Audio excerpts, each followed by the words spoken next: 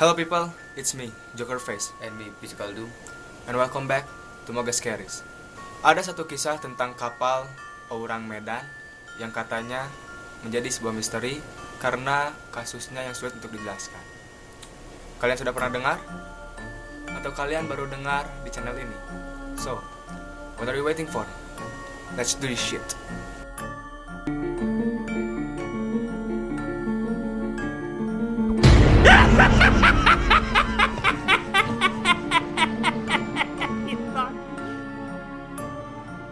Kalian pernah dengar tentang kisah kapal orang Medan yang terjadi pada tahun 1940-an? Ketika itu Indonesia masih di bawah kuasa Belanda. Menurut cerita, kapal ini merupakan kapal kargo Belanda yang tidak memiliki catatan sejarah, catatan perbuatan, asal atau tujuan kapal tersebut. Nah, berdasarkan dari namanya, orang Medan artinya adalah orang yang berasal dari Medan. Namun pemerintah Indonesia maupun pemerintah dari Belanda tidak merasa memiliki kapal tersebut. Kala itu media komunikasi kapal menggunakan gelombang radio dan peralatan yang dapat menerjemahkan ketukan menjadi bahasa sandi Morse. Di hari ketika peristiwa nahas menimpa kapal orang Medan, terdapat panggilan darurat yang berasal dari kapal tersebut. Panggilan itu terdeteksi oleh kapal-kapal Belanda hingga Inggris yang menyebutkan bahwa semua awak kapal termasuk kapten sudah tewas. Kemungkinan besar seluruh awak telah mati. Lalu beberapa menit kemudian, hiruk-pikuk kode sandi Morse memanggil kembali. Pesan terakhir diduga ditulis sendiri oleh operator radionya yang berkata, "Saya hampir mati." Panggilan darurat itu direspon oleh kapal Amerika Serikat, yaitu Silver Star, yang berada tidak jauh dari lokasi kapal mereka. Mereka segera mengirimkan sandi Morse jawaban atas permintaan tolong tersebut. Namun, sudah tidak ada tanggapan lagi. Setelah kapal terlihat, kru Silver Star menghampiri kapal tersebut untuk menyelamatkan kru orang Medan yang masih hidup. Sayangnya, semua kru sudah mati. Tubuh mereka berserakan di geladak kapal, persis seperti yang dijelaskan dalam pesan Morse tersebut. Bukan hanya itu, bahkan kondisi mayat pun berada dalam keadaan yang aneh. Wajah mereka terlihat ketakutan, Kulitnya pucat, gigi rapat, namun kedua bibirnya terbuka. mata melotot, lengan terjulur seperti sedang berusaha mencengkram sesuatu untuk menghalangi hal yang ada di depan. Seekor anjing di dek kapal juga mati. Membeku dalam keadaan yang mengerikan, menggeram di tengah penyerang atau kengerian yang tidak diketahui. Keanehan pun terjadi ketika kru Silver Star berada di Palka. Mereka merasakan udara yang sangat dingin, padahal suhu udara di sana mencapai 43 derajat Celcius. Lalu tiba-tiba terjadi kebakaran di perut kapal orang Medan. Hal tersebut memaksa kru penyelamat untuk keluar dari kapal itu. Tidak lama setelah itu, kapal meledak dengan kekuatan yang sangat luar biasa.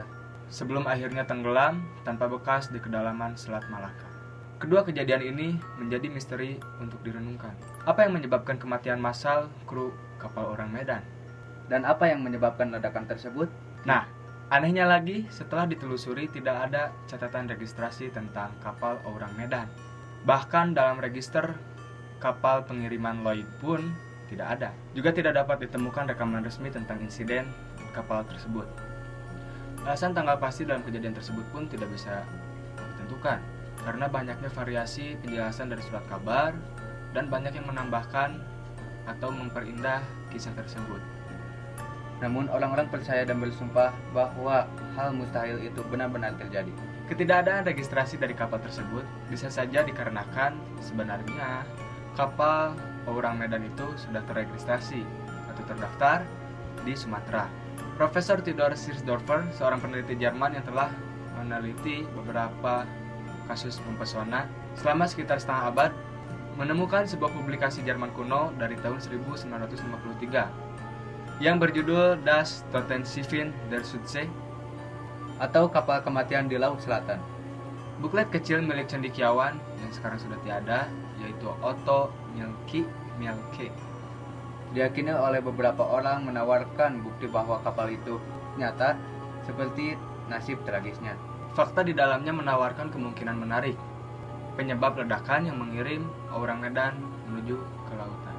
Das Totenschiffen der Südsee menunjukkan adanya bahan potasium cyanida dan nitrogliserin tersimpan di bawah kapal orang Medan. Jika demikian, tentu ini dapat menjelaskan ledakan tiba-tiba kapal tersebut. Bahan-bahan yang diangkut oleh kapal sangatlah sensitif dan akan memicu insiden yang cukup jika digunakan secara sembarangan. Nah, dari penjelasan-penjelasan sebelumnya, berbagai spekulasi pun muncul untuk menjelaskan penyebab kematian dari para kru dan juga ledakan dari kapal tersebut.